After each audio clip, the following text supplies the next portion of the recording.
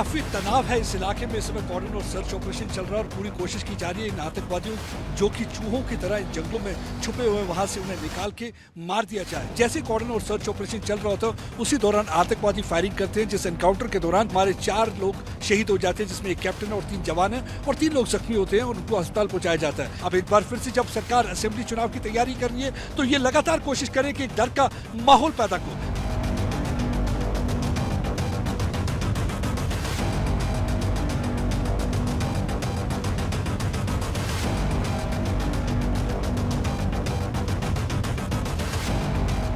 काफी तनाव है इस इलाके में। इस समय कॉर्डन और सर्च ऑपरेशन चल रहा है और पूरी कोशिश की जा रही है इन आतंकवादियों जो कि चूहों की तरह इन जंगलों में छुपे हुए वहां से उन्हें निकाल के मार दिया जाए। ये कल 9 बजे की बात है कि जैसे ही सुरक्षा बलों को इत्तला मिलती है कि इस इलाके में आतंकवादी छुपे हुए हैं तो वो कॉर्डन लगाने की कोशिश करते हैं। जैसे कॉर्डन और सर्च ऑपरेशन चल रहा होता है उसी दौरान आतंकवादी फायरिंग करते हैं, जिस एनकाउंटर के दौरान हमारे 4 लोग शहीद हो जाते हैं, जिसमें एक कैप्टन और 3 जवान है और 3 लोग जख्मी होते हैं और उनको अस्पताल पहुंचाया जाता है। तब से यहाँ लगातार ऑपरेशन चल रहा है। ये कहना गलत होगा कि जम्मू नया एपिसेंटर बनता जा रहा है टेरर का। जब से पिछले 1 महीने में ये 8वां अटैक है। हमने देखा ये सिलसिला उस समय शुरू हुआ था जब प्रधानमंत्री शपथ ग्रहण समारोह के लिए जा रहे थे। उस समय एक यात्रियों की गाड़ी को टारगेट किया गया था, जिसमें 9 के करीब वैष्णो देवी की यात्री जो शिवखोड़ी से आ रहे थे मारे गए थे और 33 के करीब जख्मी हुए थे। उसके बाद बैक टू बैक अटैक हमने देखा। हीरानगर छतरगला इलाका हो, गंदों का इलाका, और कुछ दिन पहले कठुआ में एक बार फिर से आर्मी कॉन्वॉय को टारगेट किया जिसमें हमारे 5 जवान शहीद हुए। देखिए वजह उनकी ये है कि एक तो वो तासुरात और इंप्रेशन देने की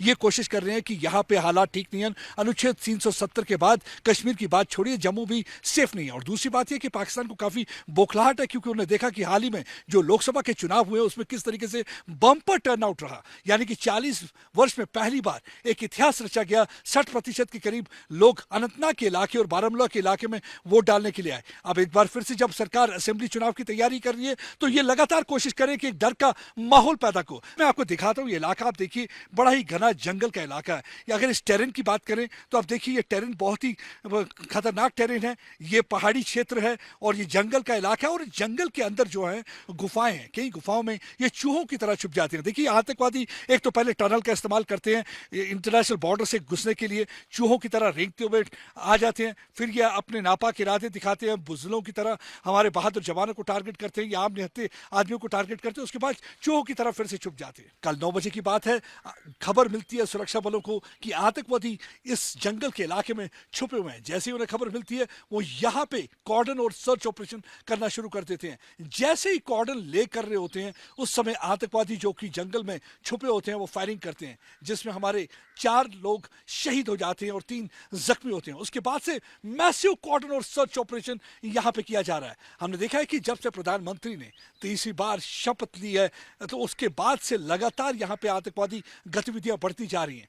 9 तारीख की बात है जून, जब प्रधानमंत्री अभी शपथ लेने ही वाले थे, शपथ ग्रहण समारोह में हिस्सा लेने वाले थे, उससे कुछ देर पहले आतंकवादी यात्रियों की गाड़ी जिसमें वैष्णो देवी यात्री थे जो शिवखोड़ी से आ रहे थे उस पर हमला किया था, जिसमें 9 के करीब यात्री मारे गए थे और 33 के करीब जख्मी हुए थे। उसके बाद हमने बैक टू बैक अटैक देखे हैं, कभी हीरानगर में, कभी छतरगला में, कभी गंदों में, और हाल ही में हमने देखा कि कठुआ में एक आर्मी कॉन्वॉय को एम्बुश किया गया जिसमें 5 जवान शहीद हो गए थे और 5 के करीब जख्मी हुए थे। और यहाँ पे भी इस देवडा के इस इलाके में भी आतंकवादी गतिविधियां काफी बढ़ती जा रही हैं। इस समय मैसिव कॉम्बिंग और सर्च ऑपरेशन चल रहा है। मैं आपको ये इलाका दिखाता हूँ, काफी कठिन इलाका है, काफी चुनौतियां हैं।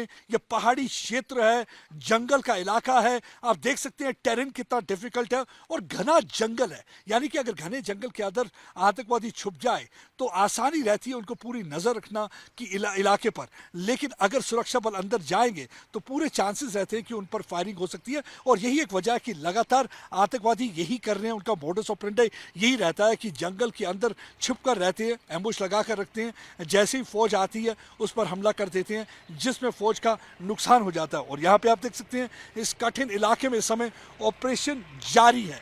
बहुत ही डिफिकल्ट ऑपरेशन यहाँ पे चल रहा है और इस समय एडिशनल रीइंफोर्समेंट यहाँ पे बुला दी गई है और यहाँ पे आप देख सकते हैं फौज की गाड़ियाँ भी खड़ी हैं और पूरी तरह से ऑपरेशन की पूरी तैयारी कर दी गई है ताकि जल्दी से जल्दी इन आतंकवादी जो चूहों की तरह इन जंगलों में छुपे हुए हैं उनको वहाँ से खदेड़ कर मार दिया जाए।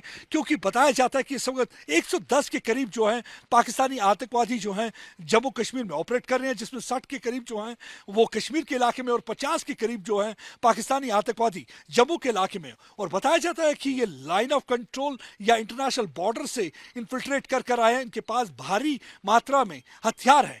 कल भी जब देखा गया तो उनके पास भी जो थी M4 कार्बाइन थी और ये हमला भी, इसकी जिम्मेवारी भी कश्मीर टाइगर्स ने लिया। और कश्मीर टाइगर जो एक मुखोटा है, ये जैश ए मोहम्मद का मुखोटा है। ये वही जैश ए मोहम्मद है जिसका सरगना मसूद अजहर पाकिस्तान से ऑपरेट करता है। ये वही मसूद अजहर है जिसने पुलवामा बॉम्बिंग करवाई थी जिसमें हमारे 40 सीआरपीएफ के जवान शहीद हो गए थे। अब सवाल ये पैदा होता है कि लगातार पाकिस्तान जम्मू में आतंक क्यों फैला रहा है। उसकी वजूहत दो है। एक तो पाकिस्तान पूरी तरह से परेशान हुआ था हाल ही में जब लोकसभा के चुनाव हुए, जिसमें भारी मात्रा में लोग निकल कर बाहर आए, भारी तादाद में बम्पर टर्नआउट था। 60% के करीब अनंतनाग के इलाके में, 60% के करीब बारामूला के इलाके में। ये 40 साल में पहली बार एक इतिहास रचा गया था कि इतनी तादाद में लोग आए, जिसकी वजह से पाकिस्तान में काफी बौखलाहट है। क्योंकि वो अक्सर ये इंप्रेशन देने की कोशिश करते हैं कि कश्मीर में लोगों को डेमोक्रेसी पर भरोसा नहीं है। लेकिन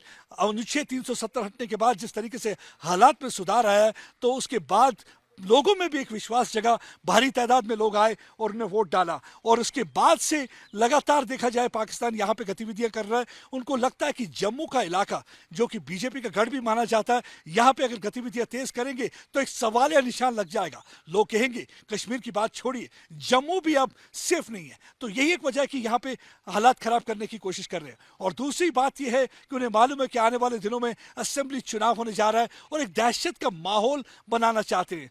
और तीसरे ये कि आने वाले दिनों में 5वीं एनिवर्सरी अनुच्छेद 370 हटने की 5 अगस्त को, तो उससे पहले भी अपनी एक प्रेजेंस दिखाने की कोशिश कर रहे हैं। लेकिन हमारे जो सुरक्षा कर्मी हैं पूरी तरह से तैनात हैं, सीना चौड़ा करके, और इनको चूहों की तरह बिल से निकाल के मारा जाएगा, पूरी तैयारी कर दी गई है। और हालांकि इसके लिए उन्होंने एक रणनीति भी बना ली है कि किस तरीके से आतंकवादियों को झेलना होगा। क्योंकि देखिए इन इलाकों में अभी फौज की प्रेजेंस बड़ी कम रही है, लेकिन आहिस्ता आहिस्ता यहाँ पे जो ये, अगर आप ये चोटियां देखेंगे, मैं आपको ये दिखाता हूँ, ये जो चोटियां देखेंगे पहाड़ की, इन पे अब यहाँ पे तैनात की जाएगी सुरक्षा कर्मी। अभी देखिए कुछ यहाँ पे कर्मी, सुरक्षा कर्मी यहाँ पे बिल्डिंग्स में तैनात कर दिए गए हैं।